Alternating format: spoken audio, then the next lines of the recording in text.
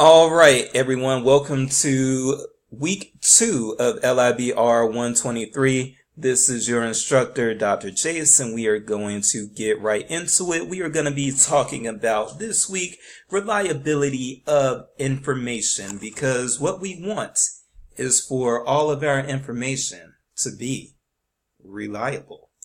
Let's get into it. Reliability of information. Why should you care? Well, first of all, immediate reason why you should care is that it's going to help you for this course and it's going to help you for other courses. In fact, you may even get a better grade. If I can tell that you were using our databases in your assignments from now on and you're not just relying on Google, then you're going to get a better grade than those that I see making citation reports, and all of their citation reports are from Google. Make sure that you are citing sources that come from our databases, and that's going to help you do a lot better in this class. But let's not stop there. Reliability of information can also help you assess the truth and make better decisions in everyday decision making. So one thing that we want to do is avoid low quality information, because it is going to affect your decision making process, usually for the worst. How do you tell if a source is trustworthy? Well, first of all, what kind of source are you dealing with? A person, a website? We're going to focus on the websites and that sort of thing here. Tips to know that a website that you're looking at may not be reliable include how the website looks. There is a whole subdiscipline on this. It's called information architecture. And so if that's something you're interested in, you may want to take up information architecture in your graduate studies. But yes, websites that are reliable are oftentimes designed to actually look reliable. And those are some things that we have seen that the unreliable information world, they mimic it a lot of times, but a lot of times they just don't pull it off quite the same. So if you see a website and it looks very amateurish, then it may be an unreliable website. Make sure you focus on things that look professional, that look like they have professional full-time people contributing to the website and the information posted therein. You probably do a lot of this subconsciously. For instance, if you see that your friend is sharing a story online and you go to click that story, and what you see is a HTML looking 1998 type website deal, you're probably staying away from that as far as a credible resource. And that's something you need to continue to do. Most of the time, your credible information is coming on websites that are designed to quote unquote look credible. Reliability factors. Verifiability is one good thing to pay attention to. When your information is quote unquote high quality or good quality information, a lot of times the things can be verified. So for instance, if they are saying that they got this figure from this study, then they will oftentimes cite the study that they got the information from, and you can use your library resources or other tools in order to go back and make sure that yes, that's what the original information source was saying, and you can verify that they have not misrepresented the information from that study. So a lot of times you can verify that the information that you're being presented with is accurate and reliable information. Currency is another thing to look at. I'm going to go for the low-hanging fruit example. I was born in 1983, so unlike probably you guys, I can actually remember when there was no internet and when people were not using things like Amazon and on-demand services in order to obtain information and entertainment. So going for this lowbrow example, I would say that I don't think there is a single industry operating that has not been affected by the rise of the internet. So if you are looking at business operations and you're looking at something pre-internet days, pre-social media days, those things still may be useful for setting up a historical context and setting up how an industry or how a company has evolved. But that's not current enough information to tell you how that industry or how that business operates now. Let me just tell you, when I was a child, we would have never dreamed of Amazon back in the early 90s. We would have never dreamed of Uber and Lyft and all these sorts of things. Actually, when I was in middle school, we had these things called pagers, and we were not allowed to take them to school because if you took your pager to school, they would just assume you were a drug dealer and they would kick you out of school. So we've come a long ways. Everyone now has a cell phone, and the schools do not prevent people from bringing their cell phones to school. Little bit of a tangent there, but hey. So I used to be a former newspaper reporter. Actually, I am a former newspaper reporter, and I used to be a newspaper reporter. Now that I've gotten that straight, author expertise, this is something else that you want to look at. If I have expertise as a journalist, then I can still report high quality information presented to me from the sources that I interviewed and referred to in my piece. However, I, as a journalist, would generally not have been an expert on, for instance, policing. So when I spoke to police, I would cite the police, but if I did an opinion column about police, my expertise may have been limited. Now that I work in higher education, I have to go through peer review when I get things published, and I am usually expected to be the expert on something that I publish in higher ed for the purposes of pursuing tenure. Review process, this is another big thing that you need to look at.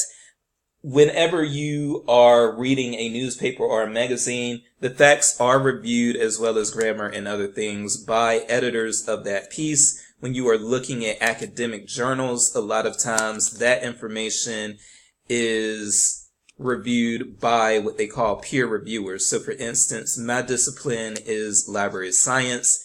And yes, there are library of science academic journals out there. If you ever want some super dry reading, that's where you can go. It'll put you to sleep like freaking that.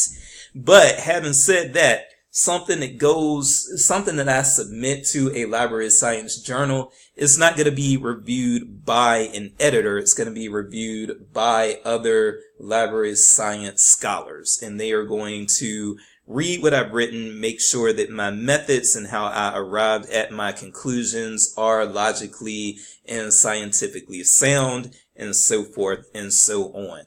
But any type of reliable information has generally gone through some sort of review process. This won't always be the case. For instance, if you're doing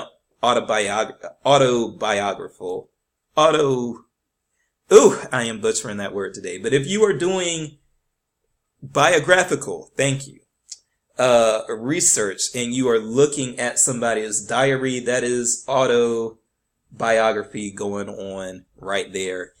And that may not have gone through a review process because people don't get their diaries reviewed. But if you were doing, for instance, a report on Anne Frank, yes, her diary is reliable information, even though it hasn't gone through a review process. But for the most part, especially with business research, things have gone through a review process if they are reliable.